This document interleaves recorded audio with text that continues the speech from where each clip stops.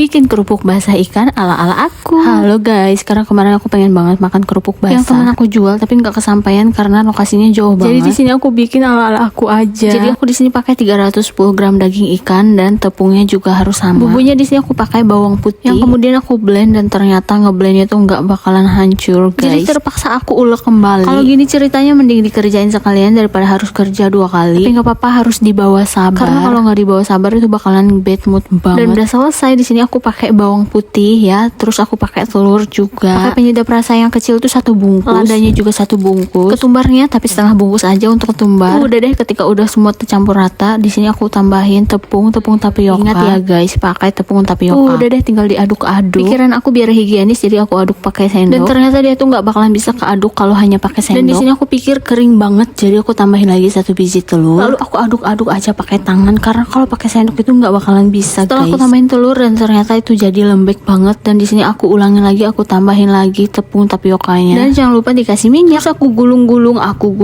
lagi adonannya ini. Jadi deh untuk hasil adonannya tuh diharuskan tuh nggak terlalu lembek dan nggak terlalu keras. Dan selanjutnya tinggal direbus aja. Di sini aku kasih pewarna makanan. Tunggu mendidih dulu dan masukkan adonannya tadi. Pokoknya rebus aja sampai adonannya mengambang. Kalau dia mengambang itu tandanya dia udah matang. Udah deh, tinggal waktunya diangkat dan ditiriskan. Aku lihat orang-orang itu dia ada yang langsung dimasak kayak gini, dikasih sambal, ada juga yang digoreng dulu. Untuk yang digoreng tuh biasanya dia dicocol juga pakai sambal. Udah deh, kalian kalau masak ini dia tuh bakalan wangi banget karena ada ikannya. Oh ya, untuk penyimpanannya aku kerupuk basah ini aku simpan di dalam kulkas, tapi nantinya kalau kalian simpan di dalam kulkas dia bakalan keras. Untuk sambal cocolannya aku di sini pakai cabai merah, terus cabai keriting juga, lalu aku pakai bawang merah, bawang putih, lalu aku chopper, lalu sambalnya aku tumis dulu sampai matang, sampai harum. Ingat ya guys, kalau mau hasilnya kasar kayak gini kalian harus pakai chopper. Karena kalau kalian pakai blender nanti takutnya hasilnya bakalan terlalu halus. Soal rasa kalian bisa atur sendiri. Di sini aku pakai garam, penyedap rasa, sama gula. Tambahin gula merah, lalu di sini aku juga tambahin terasi. Udah deh, tinggal tunggu sambalnya matang aja. Lalu di sini aku tambahin air. Tunggu sampai menyusut dulu airnya. Kalian rasa-rasa sambil kalian imbangi aja untuk rasanya. Dan udah selesai. Dan ini gambaran ketika airnya udah menyusut. Tolong banget kalau ada yang jual, aku pengen beli aja. Karena kalau bikin sendiri tuh modalnya banyak, capek juga. Dan sekali bikin itu belum tentu kalian hasilnya langsung berhasil. Dan di sini kerupuk basahnya aku potong-potong kecil karena aku nanti bakalan aku campur sama sambalnya tadi. Dan untuk sisanya besok